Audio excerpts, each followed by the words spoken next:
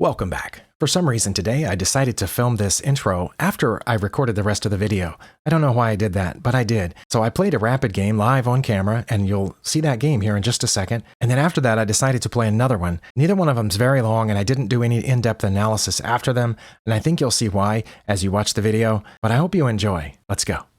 Okay, I think I'm going to film the introduction later and just start this game. Clicked 15 plus 10. Let's see if I get paired as quickly as last time. I did. Okay, we're going to play d4. And we got the Queen's Gambit. Queen's Gambit accepted.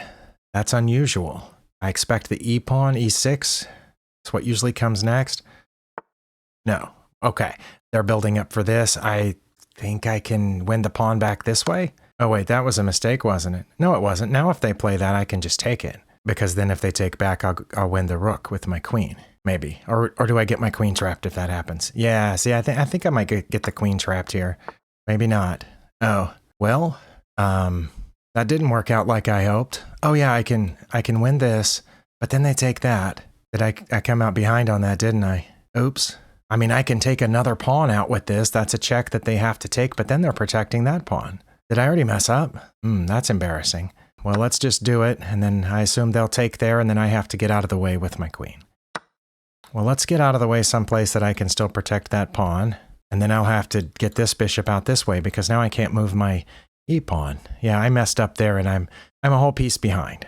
But my opponent has an isolated pawn. That's the only thing I got out of that. Wow. Okay, well, that wasn't pleasant, to say the least. But yeah, I've got to get this bishop out this way now, because of where their bishop is sitting. Okay, oh, well, now I can't get the bishop out that way either. Glory be. Okay, well, I have to get the knight out first then, and then do this. If I lose this one fast, I might just play another one. What? Oh, aiming here? That doesn't seem like a good idea, does it? Oh, yeah, because now if I move the bishop, it'll be mate. Well, I guess we can put this guy here to keep the queen from seeing that, but then it blocks in the e-pawn, which is fine, because I wasn't going to be able to move the e-pawn very soon anyway. I suppose I could have put my queen there, but that would have not developed a piece. Would have messed up my structure if they took. So I think the bishop may be better. I know they won't take that. Well, now I can do this and castle, maybe. I mean, I could also threaten the queen here after I castle. Otherwise, they'll just take the bishop. And I also strongly dislike playing opponents who just start attacking with a couple of pieces instead of developing their pieces. I know now they're aiming to get their dark squared bishop out, but I'm going to be able to move my queen at that point because I'm castling now. And when they put the dark squared bishop there, I'll be able to move my queen. Maybe here, I don't know. That's probably where I'm going to have to put it. Yeah, all the way back looks like, or just come over one. But then they can hop that pawn forward and I'll be stuck again. So, but I think now I can challenge their queen also and ask it to go someplace. But then they just go there and then, oh, my knight wouldn't be hanging quite yet. But yeah, I'm just going to move my queen back here. Should I try this? Because aren't they just going to move the queen there? That's the only safe square it'll have, isn't it? And then what would I do? I don't know. Let's try it and see what they do. Because I'm pointing at the queen two different ways, but they can get out of it relatively easy. Okay, there's one relatively easy space to put it. And that is protected temporarily. Let's see. I have two pieces pointed at this pawn, but so do they. I don't want to do this, I think. Oh no, I would still be protecting the knight with my queen after that trade. But we can get that bishop out of there, maybe. I think that bishop has to drop back to at least here. And then should I try to go for that pawn with something like this? I don't know.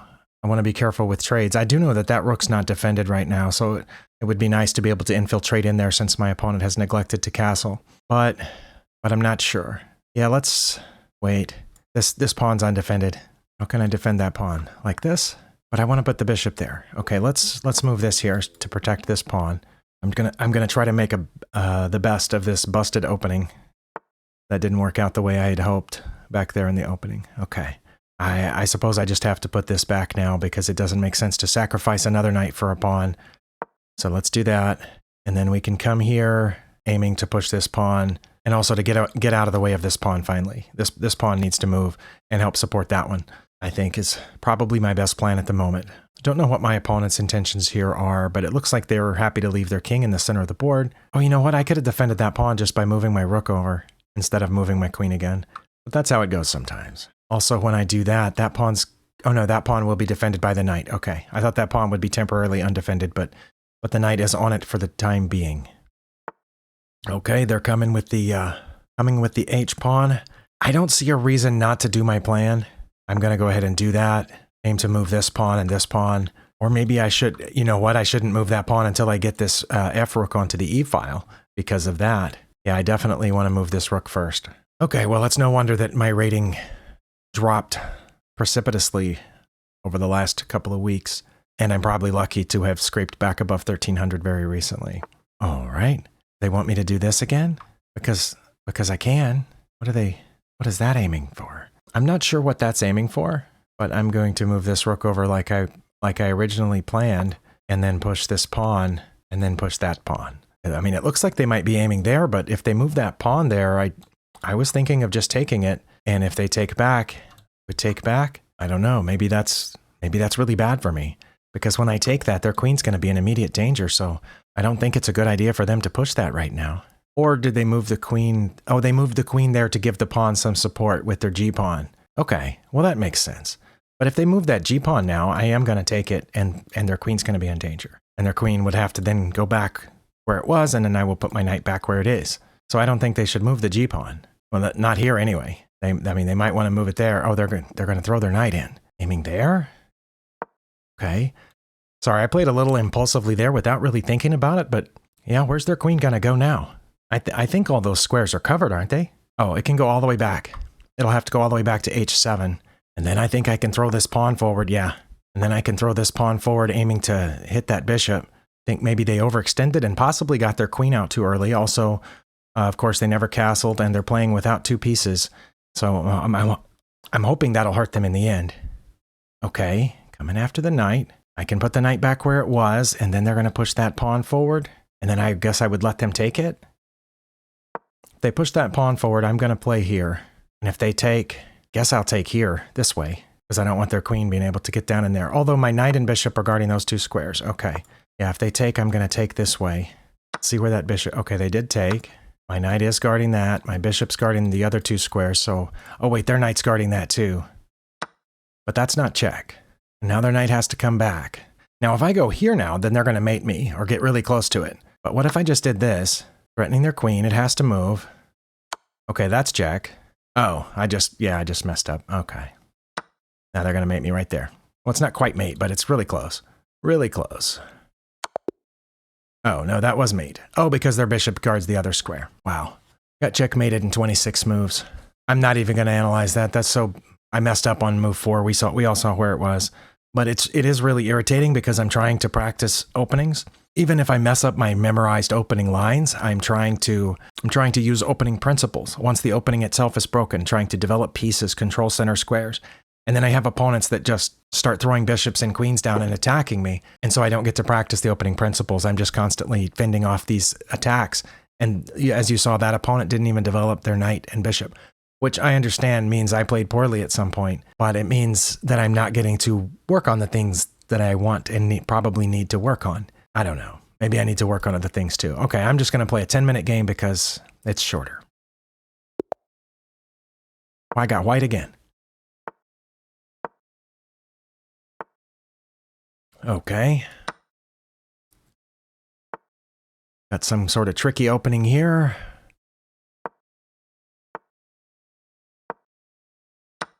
Don't even know what this opening is called. Let's see. Oh, I'm going to check them first, I think, and then take that, and then develop this in castle. Didn't I have a game exactly like this not too long ago? Oh, they got out their other knight? Well, I'm going to castle.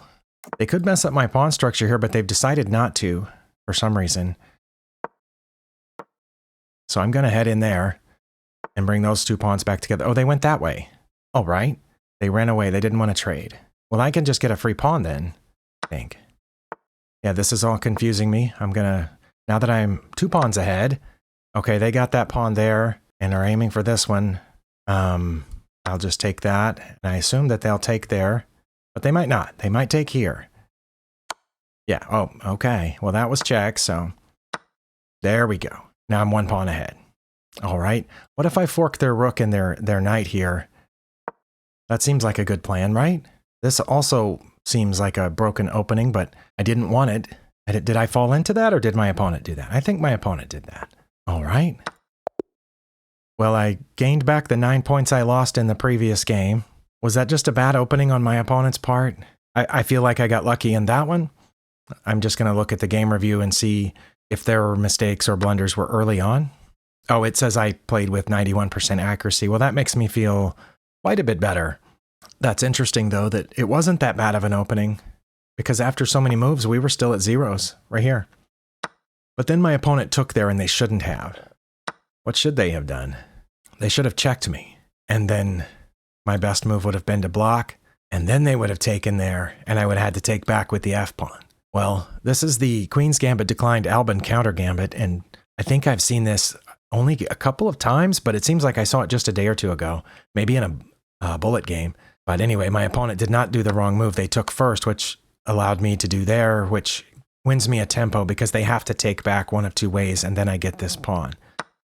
I did figure that part out once they took there, but I don't know what I would have done if they had played over there. I probably would have blocked with the knight, and that would have really messed up my pawn structure. Hopefully you got something out of those two games, and thank you for watching, and we'll see you next time.